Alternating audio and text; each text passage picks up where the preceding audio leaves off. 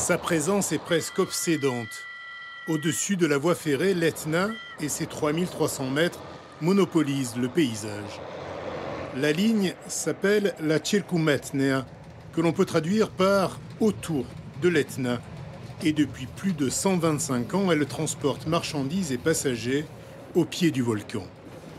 Antonello Licciardello sera notre guide. Aujourd'hui responsable des chefs de train, il a des années durant arpenté la ligne avec toujours un œil sur l'Etna. Le chemin de fer a le privilège de tourner autour du volcan et de voir le volcan sous toutes ses coutures, sous toutes ses différentes faces. Donc le volcan semble toujours rester au-dessus de toi. Il te contrôle, il t'observe, et disons qu'en connaissant son histoire, ça t'oblige à rester toujours attentif. Car d'un moment à l'autre, il peut y avoir une éruption, une coulée, une explosion qui peut être intéressante.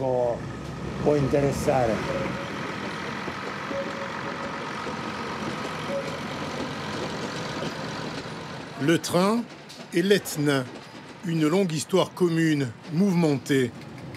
À la sortie de Randazzo, la voie traverse les traces d'une coulée de lave.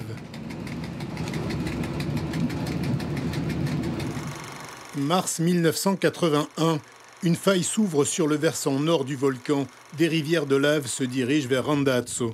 Seules quelques bâtisses seront détruites en périphérie du village.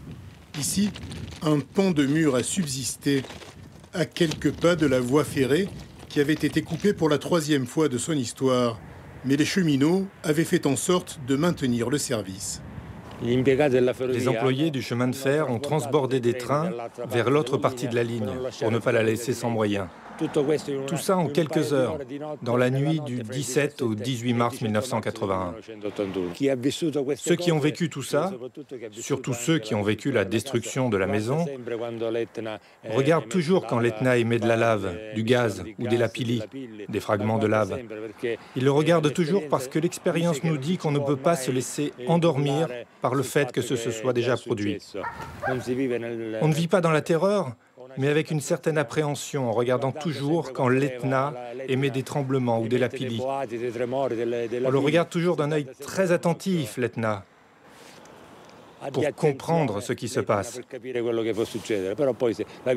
Mais bon, la vie continue, et on vit tranquillement. Et on admire aussi les beautés de ce volcan, comme en ce moment, où il est tout enneigé. Le dôme de neige de l'Etna surplombe Catane, la 2e ville de Sicile, avec un peu plus de 300 000 habitants et son célèbre marché aux poissons, la trépidante Catane est la tête de ligne du chemin de fer Circumetnea. La voie traverse toute la banlieue ouest de la ville avant de contourner le volcan jusqu'au terminus de Riposto.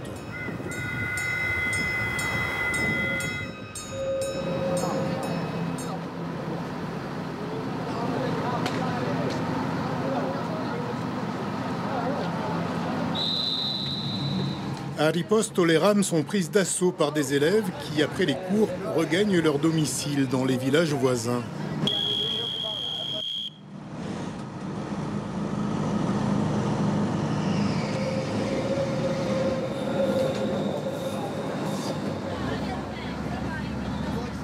Le chef de train, Carmelo Papotto, est tout proche de la retraite.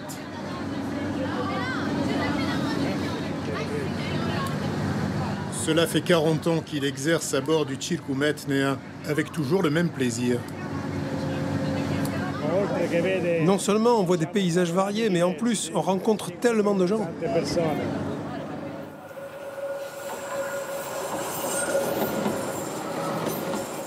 La ligne est certes pittoresque, mais elle apporte un véritable service public aux 10 000 personnes qui l'empruntent régulièrement. Comme cette institutrice qui prend le train 2 fois par semaine pour se rendre au travail. Le train, c'est plus confortable que l'autobus. Moi, je crains l'autobus, donc le train est plus confortable. Et puis, il arrive à l'heure. C'est très bien. C'est agréable ? Oui, c'est très agréable.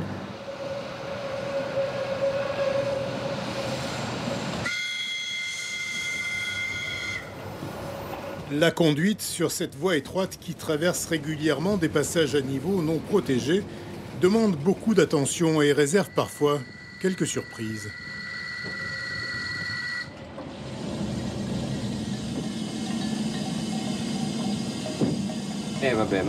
Ça va, c'est normal. Ça fait partie du jeu. Sinon, on ne le ferait pas. C'est fatigant parce qu'on a des horaires un peu particuliers. On commence tôt le matin et on finit tard le soir. Mais pour autant, c'est très agréable parce qu'on est en contact avec la nature, avec le public. C'est ça. Le public qui va et vient tout au long des 110 km de voies, jalonnés de 37 gares et arrêts.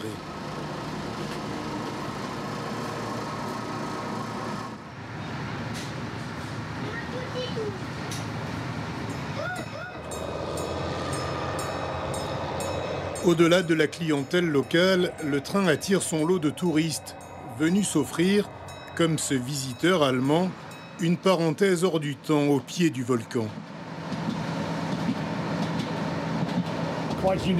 C'est assez unique, je pense. Les rails ont l'air tout petits, cette voiture est assez ancienne. Et ça vous plaît? Oui, ça me plaît. Je ne voudrais pas le prendre tous les jours. Mais pour le plaisir, c'est bien. Ils sont pourtant des centaines à l'utiliser au quotidien.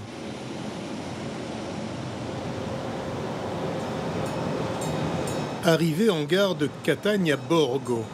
Auparavant, la ligne s'enfonçait jusqu'au centre-ville, mais avec l'augmentation du trafic routier, les autorités ont décidé dans les années 70 de remplacer le chemin de fer par un métro souterrain. Et le train achemine chaque jour les banlieusards jusqu'à la ville. Nous venons d'un petit village tout près d'ici. C'est plus pratique que l'autobus? Bien sûr, parce que sur les rails, ça va plus vite. Il n'y a pas d'embouteillage. Le Circumetnea est financé à 100% par l'État italien. Il a été construit à la fin du 19e siècle. Au fil du temps, il s'est intégré dans le paysage, alors qu'il fut à ses débuts une révolution.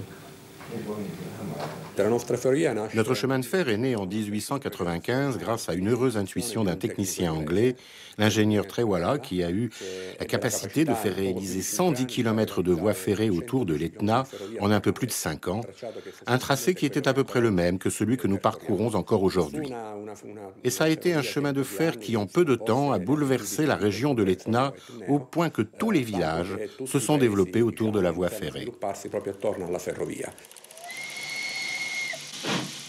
Ces images ont été filmées en 1900. On y voit des voyageurs, mais à ses débuts, le chemin de fer servait surtout au transport de marchandises. Des produits agricoles qui étaient acheminés depuis les terres fertiles des flancs de l'Etna jusqu'à Catane.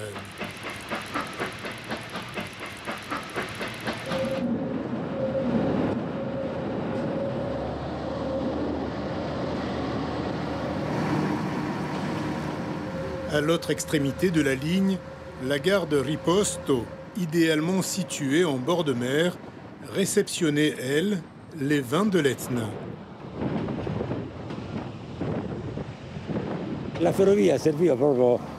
Le chemin de fer servait à transporter les grandes barriques de vin. Elles arrivaient sur les rails jusqu'à l'endroit où nous nous trouvons. Les wagons s'arrêtaient ici, à cet emplacement. Elles étaient déchargées, on les mettait sur le côté. Les cerclages en fer servaient aussi à ça. Et on les faisait rouler jusqu'à la mer. Et de cette façon, la production de vin de ces régions a pu être exportée, par exemple, en France. Gardant sa casquette d'historien amateur, Antonello nous invite à découvrir l'un des trésors de la compagnie ferroviaire. Un autorail Fiat de la fin des années 30, le seul encore en état de marche. Avec sa propulsion diesel, la Litorina a remplacé la vapeur et filé à 70 km/h. Dans le transport public local, il a permis d'être plus flexible, plus écologique, d'économiser du carburant, de l'énergie et surtout d'aller plus vite et d'être plus rapide dans les manœuvres.